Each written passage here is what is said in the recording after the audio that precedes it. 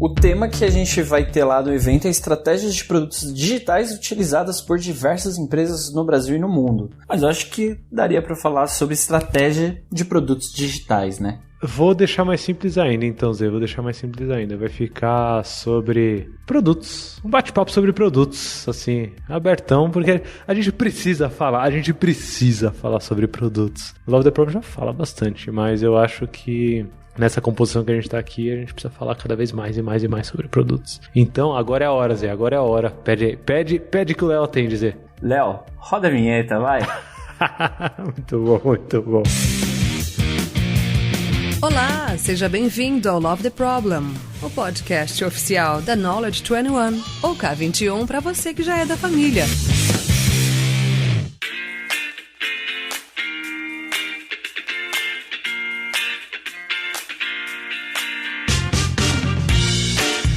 Fala galera, mais um Love the Problem aqui. E esse combo que a gente tá fazendo aqui é um combo pesadão, porque semana passada o episódio foi com o Magno gravando junto com a Thalita um episódio sobre Growth Product. E esse daqui vem quase como uma duplinha, assim, daquele episódio, porque eu chamei aqui duas pessoas queridas, e vocês sabem que pessoas que vêm aqui no Love the Product são pessoas queridas, isso daí vocês já estão cansados de saber, pessoas queridas pra gente bater um papo sobre produtos.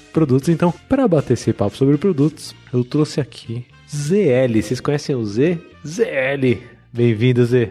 E aí, galera. Muito obrigado. Valeu, Lula, pelo convite. Muito bom. Eu geralmente não fico contando quem que é quem aqui não, Zé. Se a galera quiser descobrir, k21.link/Love the Problem, tem lá toda a capivara do Zé, né? Todo histórico dele lá e tudo mais. O que vocês precisam saber é só que é uma pessoa querida que manja muito de produto. E então tá aqui. E junto com ele também é outra pessoa muito querida que conhece bastante de produtos. Cá está Auri. Oi, Auri, tudo bom? E aí, Lula? Tudo bem?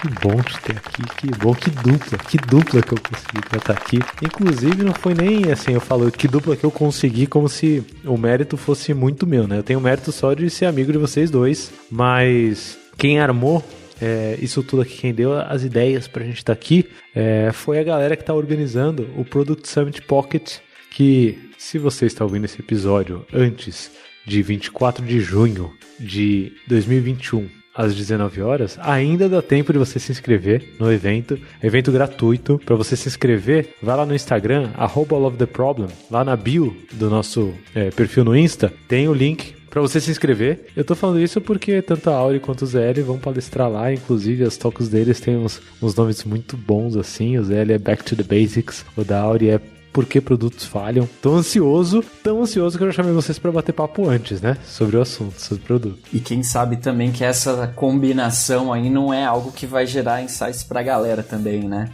Tem uma sinergia ali, né? Assim, o básico de produtos é um pouco você falhar rápido, né? Assim, existe uma lógica entre as duas coisas, assim. Inclusive, teve um episódio, Zé, que a gente gravou há pouco tempo também, uns 2 ou 3 episódios para trás, com a Priscila Chagas, sobre a vida de Product Owner também e tudo mais, mas a gente falou muito mais sobre o papel do que sobre produtos em si. Mas aqui eu queria muito falar sobre produtos.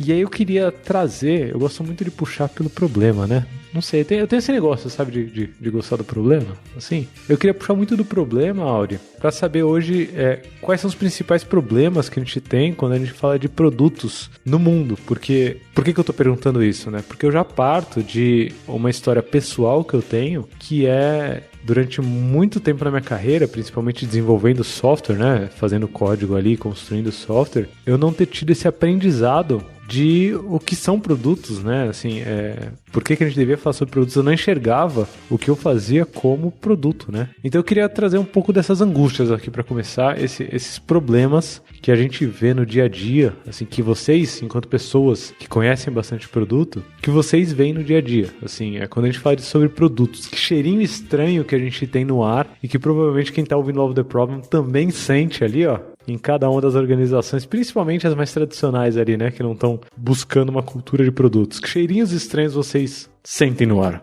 Eu posso falar que o cheirinho estranho que sempre chega, assim, é quando, vou começar a desenvolver um produto, mas eu, principalmente, não avaliei se isso é uma necessidade de alguém. Então, poxa, eu não faço ideia se alguém tem um problema para ser resolvido com a solução que eu vou desenvolver. Eu simplesmente tive uma ideia, tô achando ela massa pra caramba e vou botar aqui em prática, tenho um dinheiro para aplicar, desenvolver e depois eu vejo. Mas não fez nenhuma pesquisa, não conversou com ninguém, não falou com um potencial cliente, né, usuário daquele produto e simplesmente começa a desenvolver. Então, esse é o primeiro cheirinho podre, assim, que eu sempre encontro no caminho quando alguém nos procura aí para desenvolver alguma coisa. O Magno, acho que o primeiro dia que eu conheci o Magno, Auri, ele já trouxe a frase: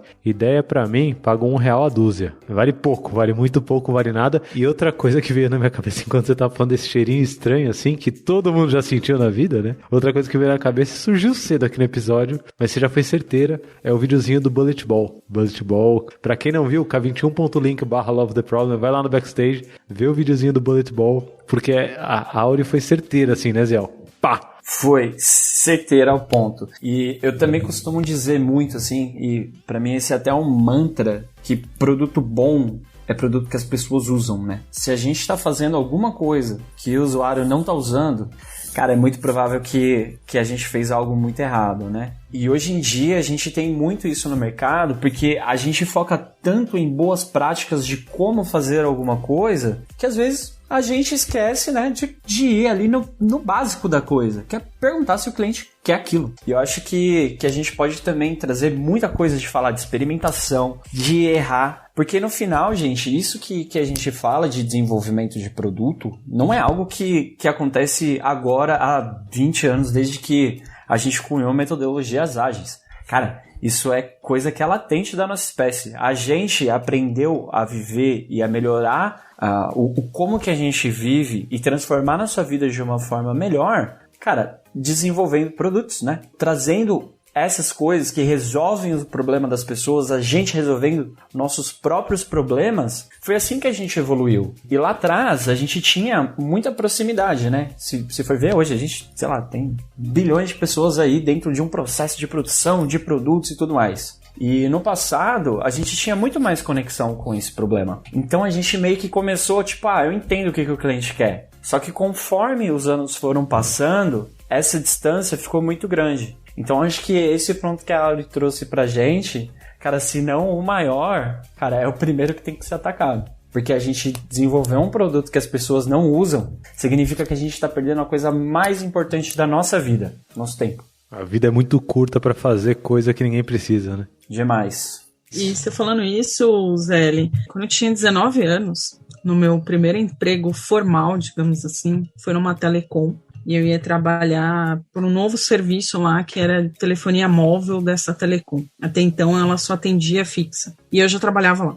E olha que loucura, eu tinha 19 anos. Eu nunca esqueço de uma palestra que deram lá, não lembro nem quem é a pessoa mais, mas nunca me saiu da mente essa frase: cliente não compra produto, ele compra atendimento a uma necessidade. Isso assim, gravou, e naquela época eu nunca imaginei na vida que eu ia trabalhar com desenvolvimento de software, desenvolvimento mobile, nada, que eu ia conhecer um dia agilidade, nunca. Mas isso ficou tão gravado na minha cabeça que eu lembro até do cara em pé falando na minha frente aquilo. E aquilo ficou assim, velho, eu só consigo vender alguma coisa, operacionalizar se tem uma necessidade, se alguém precisa daquilo. E para eu saber que a pessoa precisa, eu tenho que ouvir. Eu tenho que ver que isso realmente está acontecendo. Então, já tem um tempo já que eu penso sobre isso, desde que eu vi essa palestra, e eu venho aplicando isso na vida muito antes de ir para a área de produtos, né? Que a área de produtos eu sou novinha aí, eu tenho mais ou menos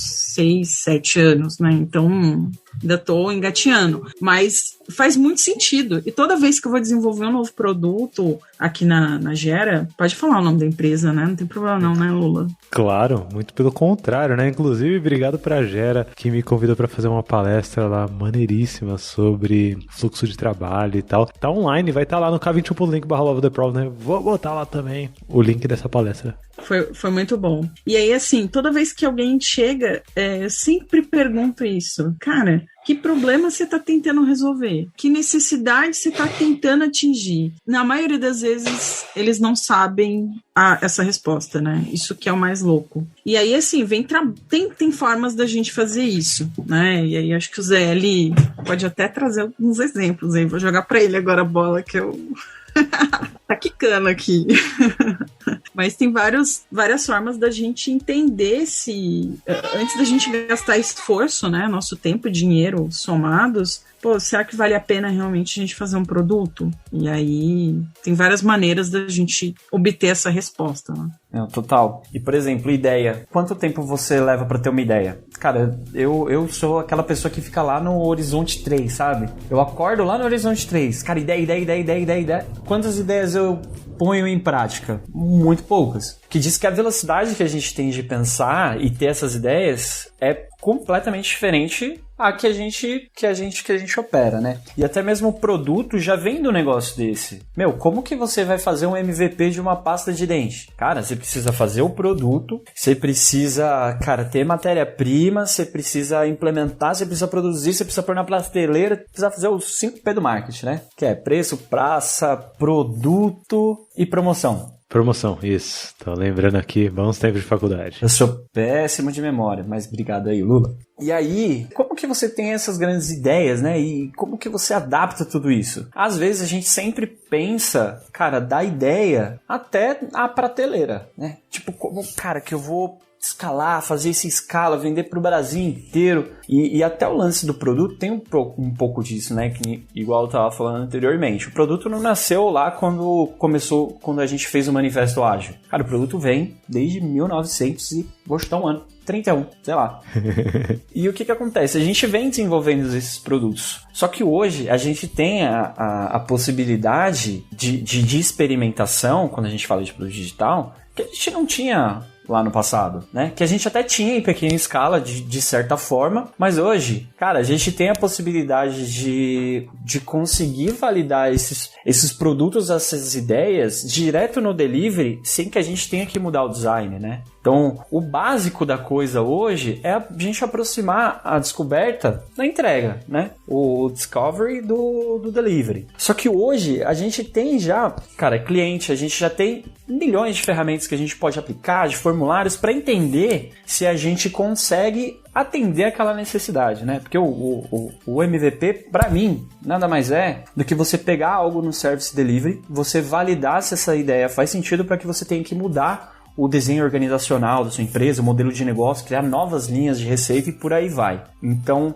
aplicando a partir dali, a gente consegue tempo de fazer isso em escala de uma forma muito mais sustentável, né? Não de fazer o mínimo produto viável com todas as features que o stakeholder quer. Tipo, gente, isso não dá mais. A gente já passou disso e agora a gente está indo para um momento onde lá na ponta com os nossos clientes a gente consegue validar se a gente atende essas necessidades e se a gente consegue setar ali e atender o propósito do porquê aquele cliente escolheu a gente. E o grande diferencial que a gente tem agora, que eu vejo para a próxima década, cara, é a gente passar a setar novos propósitos. Que isso vai diferenciar o que a gente tem hoje no nosso dia a dia da concorrência, para fazer com que o nosso produto não seja uma blockbuster do que passou, né? Que a gente consiga trabalhar essas validações em prol de não da gente só atender mercado. Cara, o mercado hoje, a gente tem muitos players e muitos concorrentes. A gente não precisa mais pensar em só atender o mercado. A gente precisa pensar também em como que a gente define lá na frente. Então, para isso, a gente precisa experimentar. E como que a gente experimenta?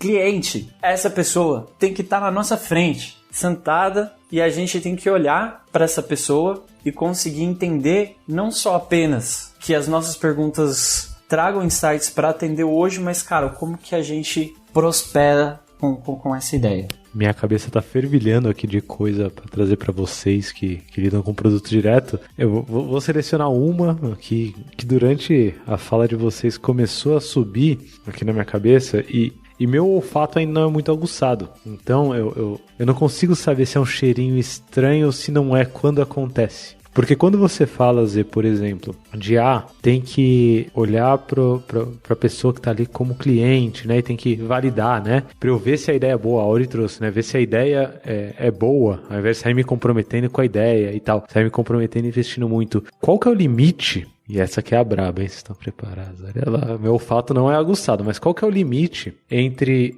eu validar uma ideia e eu bedufar? Para quem não conhece o termo beduf, né? Já trouxe aqui logo no verbo, bedufar, né? Big design up front. É um grande design de antemão, né? Antes de você botar a mão na massa de qualquer coisa. Por que eu tô perguntando isso? Porque quando você fala, Zé, de tem que validar, eu já vi vários contextos em que as pessoas, por insegurança, queriam validar as coisas, mas claramente ali tava fedido o ambiente. O beduf tava espalhado ali na atmosfera por causa dessa insegurança de eu tenho que validar.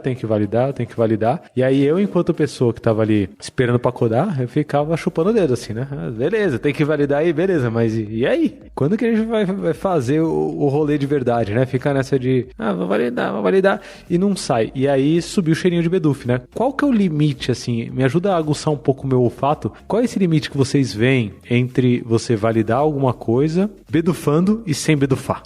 Essa é muito boa. E pra complementar, tem caso contrário também. Tem gente que fala assim, cara, tem que validar uma hipótese, mas para validar a hipótese, a pessoa se perde e perde o time to market. Timing. Né?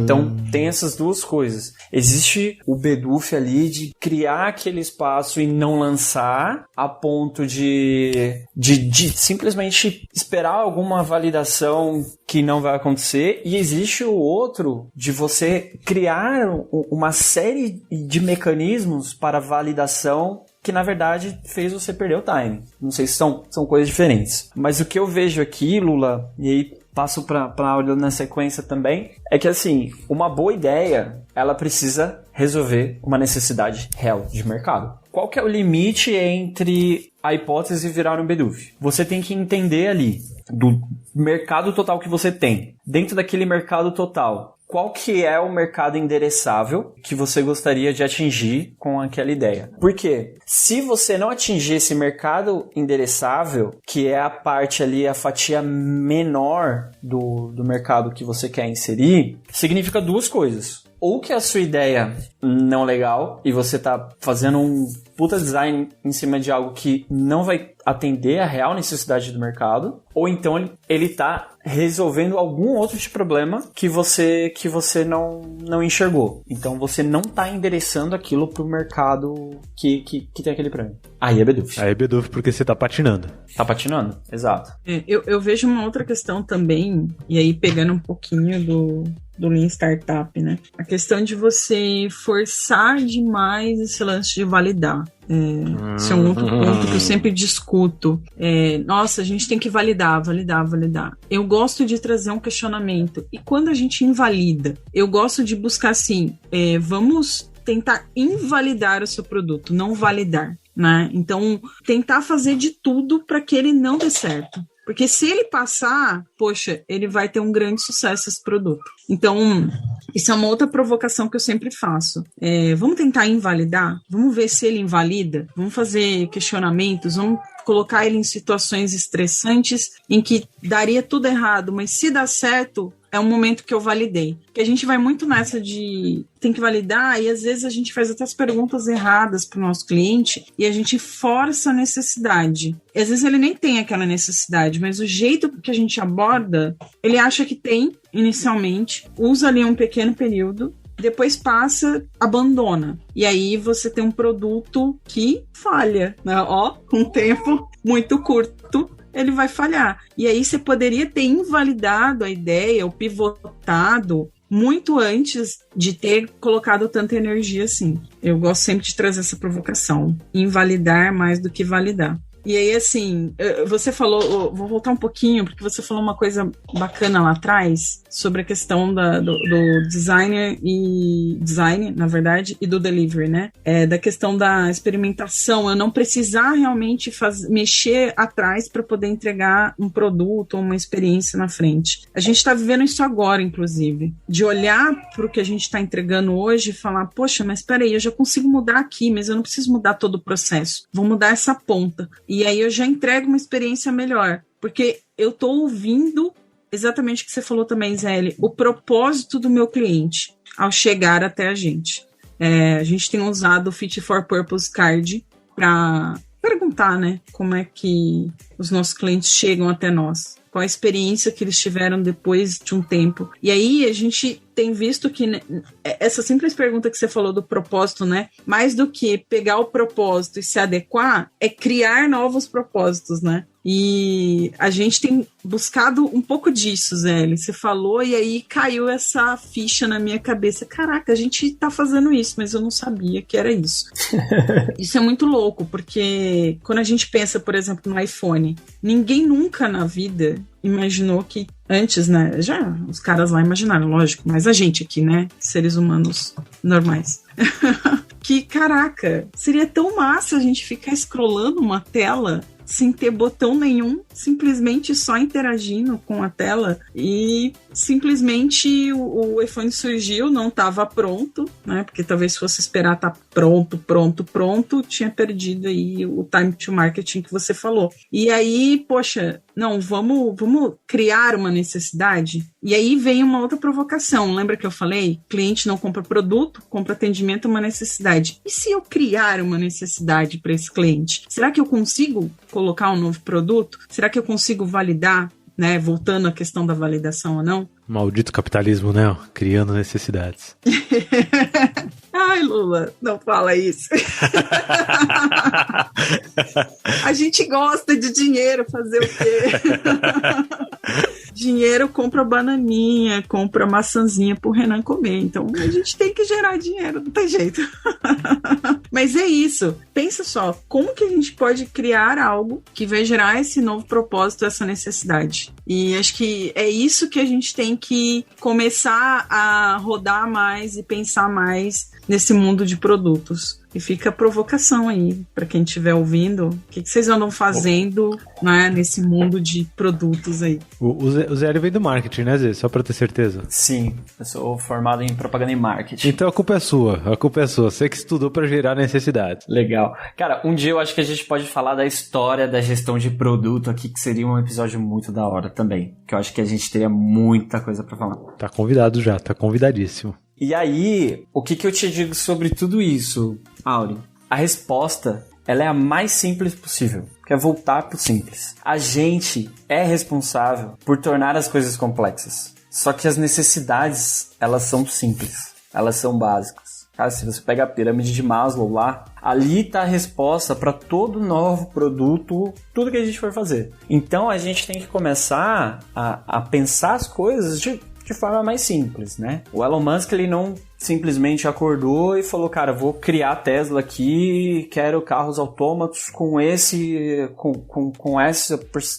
porcentagem de autonomia e tudo mais. A pergunta que ele fazia para si mesmo é, cara, como é que eu faço para deixar o trânsito da Califórnia mais sustentável? Outras perguntas de outros produtos também eram coisa simples. A Pepsi, por exemplo, não usando um exemplo recente aí que saiu no mercado, o produto da Pepsi, ele foi feito como bebida para melhorar a digestão dos pacientes de um médico, que agora eu não lembro o nome dele. E o que acontece? Esse cara perguntou, cara, como que eu crio uma bebida que melhore a digestão dos meus pacientes? Né? Ele não se questionou como é que ele cria uma das maiores indústrias de bebidas do próximo século. E não é esse tipo de pergunta que a gente tem que fazer. A gente tem que pensar de uma forma mais simples. Porque o quanto mais complexo a gente põe nas nossas perguntas, mais incerteza a gente vai gerar na hora de executar esses planos, essas ideias. E quanto mais incerteza durante a execução, mais incerteza a gente vai levar para os nossos clientes. Você sabe que tem uma perspectiva que me passou pela cabeça aqui em vários momentos enquanto vocês falavam. É um negócio que eu ainda não tenho tão bem resolvido dentro da minha cabeça, né? Mas o Love the Problem é também aqui um espaço para eu trazer meus dilemas, né? Que é o seguinte, eu sou alguém que aprendo muito sobre o domínio de negócios com pessoas como vocês, né? Muito obrigado por estarem aqui, inclusive. Eu aprendo bastante sobre domínio cultural, só que não é algo também que tá na minha essência, assim, sabe? Mexer no domínio cultural. O domínio técnico é da onde eu vim, então eu Eu tenho certa fluência ali, felizmente, no domínio técnico, mas o que faz meu coração bater mais forte é o domínio organizacional, né? Ainda. Então eu sou um cara que gosta muito de fluxo, inclusive ouçam, segue o flow. E quando a gente fala de fluxo, é muito comum as pessoas pensarem em fluxo da fábrica, que é basicamente uma sequência de passagem de bastão, né? Então uma parte faz uma coisa, passa para outra parte faz outra coisa, passa para outra parte. São etapas da fabricação de um produto, né, em uma fábrica. Mas esse pensamento é um pensamento bem analítico, né? É um pensamento que, eu tenho uma parte, depois eu tenho outra parte, depois eu tenho outra parte, depois eu tenho outra parte, né? Ou etapas, eu tenho etapas, e a soma dessas etapas vai fazer o meu fluxo ser um todo. O que no trabalho criativo, né, e quando a gente fala de produtos, a gente está falando de trabalho criativo, o que no trabalho criativo não é verdade. O nosso trabalho é complexo por natureza. A criatividade traz toda essa complexidade, e aí eu gosto muito de separar, às vezes, você falou de complexidade, é uma palestra que eu vi uma vez online, e que sorte que eu vi, porque depois tiraram do ar, eu nunca mais achei. Mas é uma talk sobre TDD, Test Driven Development, assim, técnico, né? Mas que o cara chegava num ponto em que ele falava sobre complexidade, ele separava em 2 tipos de complexidade, que é a complexidade acidental, que é a que você quer tirar, é o que você falou, a gente complica muito mais do que a gente deveria, assim, porque a gente, por acidente, né, por causa dos bedufs da nossa cabeça, porque a gente não sabe quem é o cliente, né, igual vocês estão falando, porque a gente não sabe qual que é o nosso mercado, porque a gente não entende para onde a gente está indo, qual o problema que a gente está resolvendo, qual a necessidade que a gente vai atender, né, como a Auri bem falou, a gente cria essa complexidade acidental, mas existe a complexidade essencial, que é inerente ao trabalho criativo. Não dá para eu tirar toda a complexidade dentro do trabalho criativo. Então a proposta do Z, quando ele fala de simplificar, para mim, o que eu leio na minha cabeça é: tira a complexidade acidental e deixa a complexidade essencial, que a gente tem que lidar com ela e pronto. E aí dentro do trabalho criativo, essa complexidade essencial faz com que o meu fluxo não seja um fluxo de passagem de bastão, de etapa para etapa. E aí, eu aprendi isso com o Alexei Zeglov, que é um dos grandes mestres em Kanban, né, da comunidade Kanban, assim, eu gosto muito do Alexei. Eu aprendi que a sequência do fluxo do trabalho do conhecimento é uma sequência de aprendizado. E aí cai exatamente no que você falou, né, Zé? O ponto é, se eu chegar depois de muito penar em cima de uma ideia, né, que surgiu ali como hipótese, uma ideia, se eu penar muito e continuar e não tiver aprendido o suficiente para não ter um nível grande de incerteza, ferrou. Eu deveria talvez abandonar isso, porque eu já investi muito mais do que eu deveria. E aí eu caio na minha questão, que é o que estava permeando a minha cabeça desde o começo. Antes de tudo, esse fluxo, hoje, eu que lido com fluxo em vários clientes, né? Assim, eu que ensino sobre fluxo, eu que gravo sobre fluxo no Segue o Flow. Podcast Segue o Flow, que a gente fala sobre a obra do Don Heinertsen, que inclusive qualquer pessoa que lida com produtos deveria ler hoje, hein? Fica a dica aí, eu pelo menos ouvi o Segue o Flow. Mas eu que mexo com isso, eu tenho muita dificuldade em conseguir quebrar esse paradigma das pessoas e mostrar que fluxo não é sobre passagem de bastão entre etapas de trabalho. Mas o meu ponto principal aqui é que nas etapas iniciais desse fluxo de aprendizado, a gente foi ensinado na vida a não descartar. A gente foi ensinado na vida de que qualquer coisa que apareça no fluxo deve ser entregue, né? Então, desde da escola, que davam lição de casa, dever de casa, já é dever, né? Não é uma opção. Você não lida com uma opção de casa, né? Você lida com um dever de casa. Então já entra no seu fluxo e você tem que entregar, né? Entrando no seu fluxo, você tem que entregar. E aí agora, como adultos, e aí eu vou falar de angústias minhas, né? Eu não consigo distinguir o que é uma opção que eu posso vir a fazer, né? O que é uma ideia que eu posso me comprometer ou não, do que já é de fato um item que eu devo fazer, porque eu já aprendi o suficiente a ponto de me comprometer com ele e dizer, eu vou entregar. Como que é pra vocês, e tudo isso, todo esse preâmbulo, só pra aliviar minhas angústias aqui, né, no Love the Problem, mas tudo isso pra perguntar pra vocês, como que vocês lidam hoje com essa ideia de ideia como opção, certo?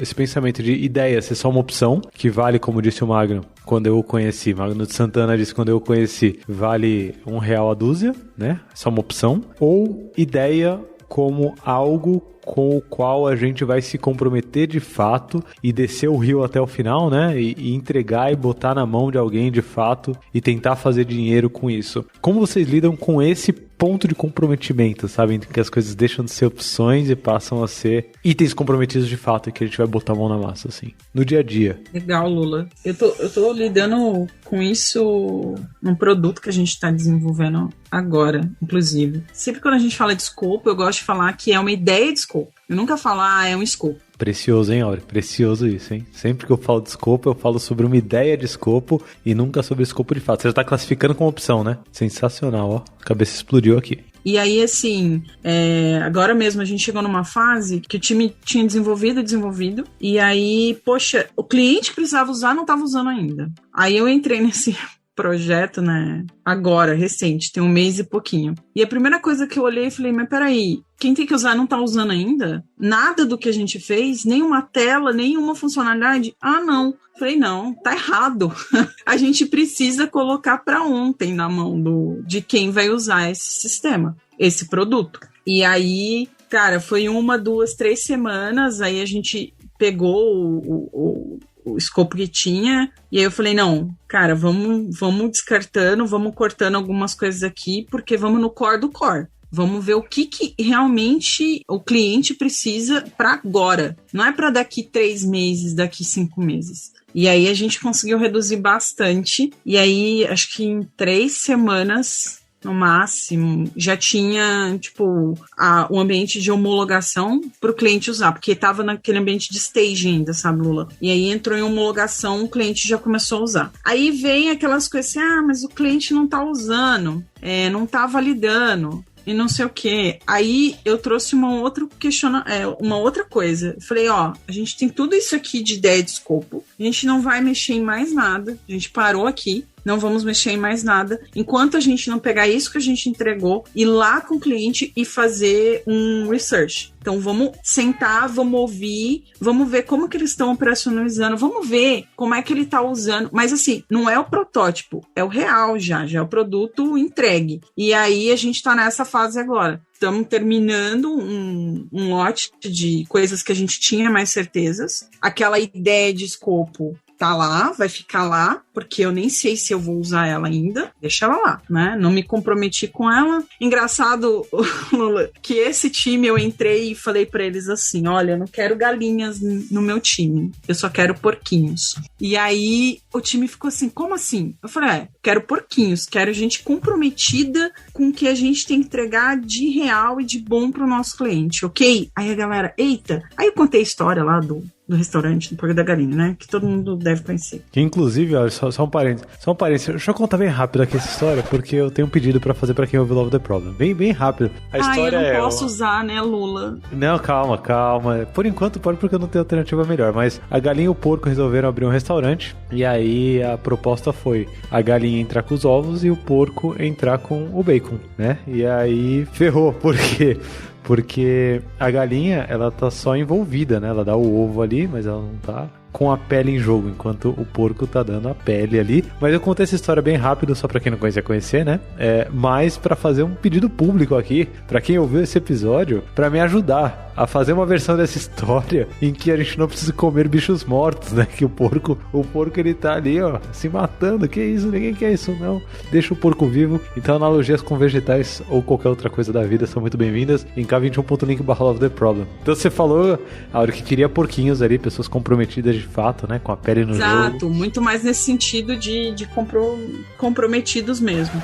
A gente agora tá entregando, né, essa fase e vamos partir para essa pesquisa com o cliente. Vamos sentar, vamos ouvir. Sentar, que eu falo hoje, não é sentar mais, né? Fazer uma call. Sentar na frente do computador, né? Sentar na frente da câmera. Exato. Mas para sentir realmente. Esse produto, ele vai ter tanto um aplicativo quanto um sistema de gestão lá. E aí o que tá faltando é esse sistema de gestão tá no ar, né? Quer dizer, já está no ar agora. Minto. Já está no ar, já tá lá publicados. E aí a ideia do app foi a mesma coisa, porque queriam tipo app de ponta a ponta. Quero tudo pronto. Eu falei, opa! Ideia de escopo. Ideia de escopo. Isso foi antes de eu entrar de licença maternidade. E aí na época eu consegui doutrinar a pessoa lá e falar, cara, pensa bem, qual que é o mínimo possível que a gente pode fazer para já publicar um app e os motoristas usarem? É isso aqui, vamos trabalhar com isso. Tudo isso aqui que você tá falando é muito legal, mas a gente não sabe se vai precisar. Vamos fazer isso aqui, né? O mínimo E aí depois a gente olha para isso que ficou para trás, essas ideias aqui, e a gente vê se dá para reaproveitar ou não. E assim, eu particularmente gosto de trabalhar muito com esse pensamento. Nada é fixo e são ideias. E eu posso, cara, mudar esse escopo, porque ainda tá no campo das ideias, não tem nada fixo ainda, a qualquer momento. E aí eu não me prendo demais na hora de desenvolver alguma coisa. Perfeito. E eu acho que um ponto que também é legal para também trazer junto com a pergunta do Lula é o que eu espero de cada uma dessas ideias. Então, inicialmente, a maior empresa de transportes não começou validando uma hipótese de que queria ter um carro 5 minutos de cada uma das pessoas do mundo. Cara, começou com ideias que foram levando essa ideia inicial mais pra frente, né? Então, a partir de cada ideia, Lula, eu acho que a pergunta que você fez é uma pergunta que vale, cara, um próximo unicórnio aí brasileiro. Mas, por exemplo, a cada ideia, o que você quer? Você quer retorno de investimento ou você quer retorno de aprendizado? Então, quando você traz retorno de investimento, você está pagando o próximo passo daquela ideia. Quando você traz retorno de aprendizado, você está dando um passo ainda à frente para setar novos propósitos, que é a âncora daquela parte que a Auri falou pra gente. Sensacional, eu já vou guardar essa aqui no coração. Ideia de escopo, e depois que a gente entrega uma ideia, a gente aprende ou pega mais dinheiro para conseguir ver a próxima ideia, né? E vai pegando ideias de Mas mesmo pensando no ROI, Zé, que todo mundo é uma força muito grande de expressão, assim, a maioria, né, busca isso, pensar no ROI. Mesmo nisso, você tá aprendendo. E aí, é uma questão apenas de como você vai jogar o jogo. Eu penso assim. Então, quando, por exemplo, esse caso que eu citei aqui, que tá mais quente, assim, né? Que eu tô vivenciando agora. Esses dias, o próprio cliente chegou e falou: nossa, Auri, eu lembro lá atrás de você me falando, né? Fazer incrementos, né? Fazer um pouquinho, depois incremento. Porque eu tinha muito essa coisa de, eu tinha que fazer tudo. E agora eu entendo que não, vamos fazer, vamos experimentar, vamos colocar, vamos aprender e tal. Então, tudo é uma questão. Eu vou usar essa palavra, ela pode ser bem ruim. Se alguém tiver um sinônimo, pode me corrigir, por favor. Mas, tipo, de doutrina. Porque a gente fica muito nessa de, né, vamos fechar um escopo, vamos não sei o quê, mas vamos melhorar o nosso discurso, que a gente consegue passar essa ideia que a gente tem, que a gente já sabe que é assim, para as outras pessoas. E aí, assim, elas vêm dessa doutrina antiga. E aí, como que a gente faz isso? Cara, é discurso. E aí, que eu costumo dizer, cada vez que eu ouço um podcast do Love the Problem, cada vez que eu assisto uma palestra, pode até ser um assunto que eu já vi, que eu já sei, que eu já aplico, mas eu ouço de novo, ou eu vejo de novo para melhorar o meu discurso. Porque é só assim que a gente consegue ir mudando o mundo, mudando as coisas que estão ao nosso redor e aquilo que a gente consegue, pelo menos, provocar a mudança também, né? Vai muito disso, da forma com que a gente vai abordando para fazer a construção desses produtos. Se você quiser aliviar a doutrina, Auri, talvez eu chamaria de forma de pensar mesmo. Assim, porque no final é uma forma de pensar, né? Uma forma de pensar que funcionava para o século passado e uma forma de pensar que funciona para esse século. Mas eu queria finalizar aqui o nosso papo. Eu vou finalizar, mas sem finalizar tanto que vocês já estão convidados aqui para um próximo bate-papo, porque essa daqui não dá para responder aqui de bate-pronto. A gente precisa, acho que, discutir bastante. É a braba. Estão preparados porque é a braba. Que é essas formas de pensar antigas, né, antiquadas, que são do século passado, que é exatamente isso que você está tentando quebrar, Auri, e acho que mudar no dia a dia, que inclusive requer muita coragem da sua parte, né, para fazer todo esse movimento que você traz, né, de putz, mas isso aqui são ideias de escopo, vamos se comprometer com qual parte dessas ideias de escopo e transformar em escopo de fato, por aí vai. Essas ideias antiquadas, elas ainda têm mercado para quem desenvolve esse tipo de produto. Então, se chegar alguém que pede para vocês na Gera, por exemplo, né, eu preciso que vocês se comprometam com tudo isso. Aí você fala, não, isso daí é uma ideia de escopo, né? Vamos ver o que a gente vai se comprometer de fato. E a pessoa fala, não é ideia de escopo não, isso aqui é o escopo. É o escopo. E aí você, Auri, é uma pessoa que vai falar, não, é uma ideia de escopo. Sim, vamos deixar isso acordado. Então você é uma pessoa que vai entrar nesse ponto e vai alterar de algum jeito a forma de pensar, certo? Mas se essa pessoa sair da Gera, né, e for pra... A pessoa não assistiu o Product Summit Pocket, né? A pessoa não ouviu a palestra de vocês e tal. A pessoa só vai lá e pinga em outra empresa que desenvolve esse tipo de coisa. Ela vai encontrar. E tem muita gente lucrando com esse mercado que faz produtos que não resolvem problema nenhum, que desenvolvem, que fazem coisa ao mercado, que não resolvem problema de nada, que não atendem necessidade de ninguém. Essa minha visão é uma visão muito pessimista, assim, e o mundo tá melhor que isso, ou seja, a gente tem mais Auris e mais ELs nesse mundo para conseguir separar o que é ideia e o que é item de fato, que a gente vai se comprometer porque vale a pena, ou o mundo ainda tá carente de gente que passe essa mensagem, que traga essa ideia de calma, segura, vamos validar, vamos aprender e depois a gente pega o próximo e aprende um pouco mais e vai melhorando.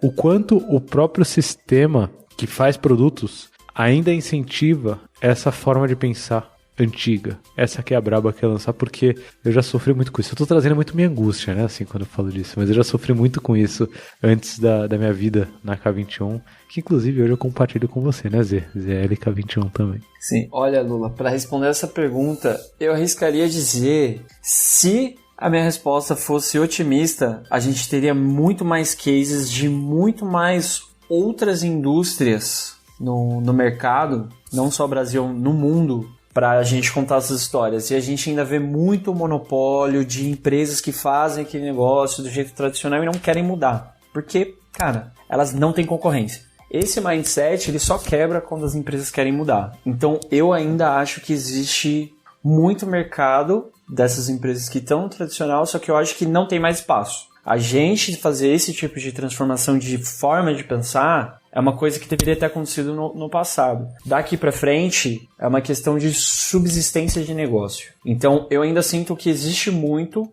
mas a necessidade de você pensar de uma forma diferente não é só colocar um Product Manager ou um Product Owner dentro da companhia. Existe uma série de coisas que a gente precisa se adaptar, só que o ponto bom, para você começar, é só você dar o primeiro passo. Você não precisa dar 1000 passos para ser ágil. A agilidade, ela também começa num passo só. Que você começa a aplicar melhoria contínua, cara, você já traz para dentro da sua empresa uma forma diferente de pensar. Então você não precisa ter todos os esquemas, todos os frameworks em escala e tudo para você começar a fazer esse processo de mudança. Então basta só dar o primeiro passo. E eu não queria trazer uma resposta um pouco mais puxada pro negativismo, só que eu acho que as duas coisas estão conectadas. Que existe sim, só que eu sinto que tá no momento que o negócio tá mudando. Eu vou falar que a resposta para mim não é negativa, Zé, porque isso mostra que ainda tem espaço pra galera ver o Product Summit Pocket, que vai rolar dia 24 de junho de 2021 agora.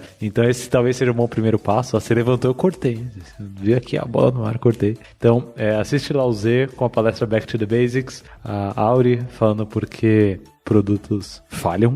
Ouçam também mais Love the Problem, né? Isso daqui é um serviço que a gente tenta fazer para mudar esse mercado e mudar esse mundo e mudar essa forma de pensar. Então ouçam, recomendem. Inclusive, sigam a gente no Insta, @Love the Problem, lá que tá o link para se inscrever no Product Summit Pocket, que vai rolar dia 24 de junho agora, das 19 às 22 horas, vai ser muito maneiro. E trabalhem com pessoas tão boas quanto o Z e quanto a Auri. Obrigado, Z, obrigado, Auri, por estarem aqui. Valeu. E na real mesmo, ouviu Love the Problem? Ouviu alguma coisa que soou quente no seu coração, na sua empresa, no seu momento aí, onde você tá? Cara, aplica. Testa, por mínimo que seja. Que é assim que a gente vai começar a mudar a forma que a gente interage com esses produtos, né? E outro ponto, empresas como as nossas, né? Que já tem esse pensamento, que já tem essa mudança, faça formação de outras pessoas. Esse é um compromisso nosso, por exemplo, de pegar a galerinha que está aprendendo ainda, que está na faculdade, e já fazer a formação delas com esse mindset, para que elas já, por mais que elas não vão ficar depois com a gente, mas lá onde elas forem, elas já vão ser uma semente diferente, sabe? E já vão levar todo esse comportamento, esse modo de pensar disruptivo, mesmo que seja para uma empresa tradicional. Então, isso também vale muito, fazer a formação de novas pessoas aí. Mas Se é eu isso. puder. Obrigada, Lula, pelo convite. Fico muito feliz de estar aqui com vocês. Pô, obrigado você por estar aqui. Inclusive, se eu puder deixar um elogio à Gera aqui, várias dessas pessoas com as quais eu já tive a oportunidade de interagir, mesmo as mais novinhas ali, já estavam com uma forma de pensar, com uma cabeça bem aberta, assim, buscando mais. Então vocês estão tendo muito sucesso. Inclusive, vou deixar um abraço aqui, por que não, pro Vitor, né? Vitor, amigão aí também, que tá na Gera, apaixonado pela forma de pensar do Vitão, assim. Então vocês estão tendo muito sucesso nisso daí. Muito Vitão, aí, depois eu estar ouvindo. Beijo, Vitão. Pra K21 também, né, Zé? Beijo pra toda a K21 que faz isso também no dia a dia e tudo mais e tal. Tamo junto. Toda empresa boa por aí. Valeu, galera. Até o próximo. Um abraço. Valeu! Um abraço, até mais.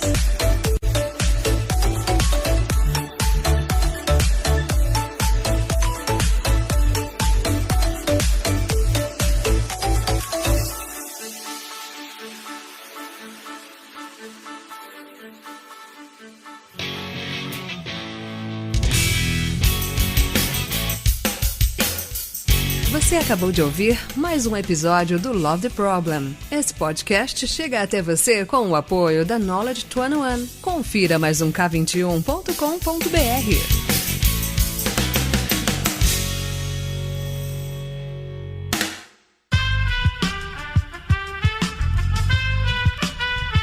Esse podcast foi editado por Aerolitos Edição Inteligente.